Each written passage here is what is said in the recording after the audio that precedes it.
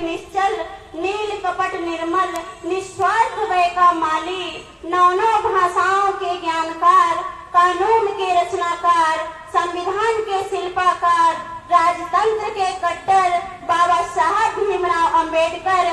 मैं डॉक्टर रुचि सत्यार्थी उनके चरणों में सादर नमन वंदन अभिनंदन करती हूँ।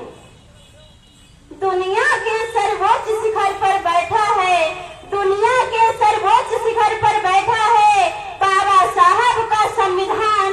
दुनिया के सर्वोच्च शिखर पर बैठा है बाबा साहब का संविधान।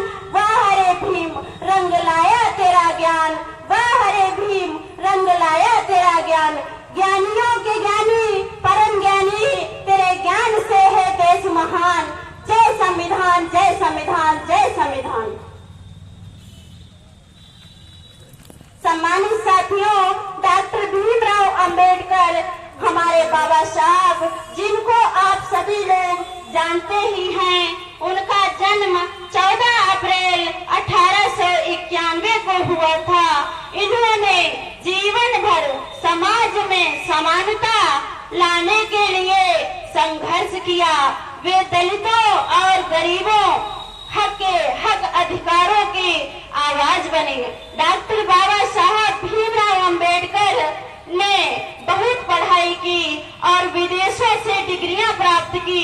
इन्होंने छुआछूत के खिलाफ आंदोलन चलाया और सभी को समान अधिकार दिलाने में पूरा योगदान दिया कि 26 जनवरी 1950 को भारत का संविधान लागू हुआ, जिसे हमारे मसीहा डॉक्टर भीमराव अंबेडकर जी ने बनाया था। जिसे हमारे बाबा साहब डॉक्टर भीमराव अंबेडकर जी ने बनाया था। ये एक सच्चे देशभक्त थे। इनका जीवन हमें मेहनत का, शिक्षा का, समानता का संदेश देता है। साथियों, आज 6 दिसंबर 1956 को हमारे बाबा साहब का निधन हुआ था।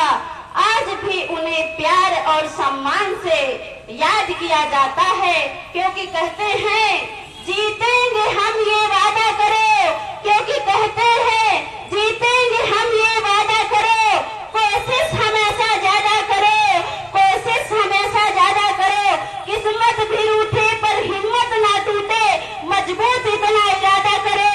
जब आप मजबूत बनेंगे तभी आगे कुछ कर पाएंगे। जब आपके मन में मजबूती नहीं होगी, आपके हाथ पर आगे चलने को अगुवाई नहीं बनेंगे, तब तक आप कुछ नहीं कर सकते। अगर मन में आपने ठान लिया है कि यदि हमें ये कार्य करना है, तभी आप कर पाएंगे।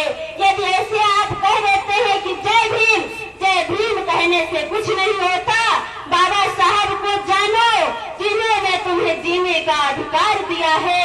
माताओं बहनों, आप सभी लोगों को हमारे डॉक्टर भीमराव अंबेडकर जी ने ही हम महिलाओं को शिक्षा का, समानता में और समाज में, जैसे हम लोग आज बातचीत कर रहे हैं, यहाँ बैठे हैं, ये सब हक अधिकार हमें डॉक्टर भीमराव अंबेडकर ने ही दिए हैं। हमारे मसीहा बाबा साहब, जिन्होंने आज हम माताओं बहनों को सभी महापुरुषों के साथ खड़े होने का, बातचीत करने का तरीका और बताने का तरीका और समय देते हैं, जिसे ही हम लोग जागरूक हुए हैं और आपस में बातचीत करने का एक अधिकार मिल रहा है। कहना है कि जुल्म के आगे दुश्मन भी झुक जाएगा,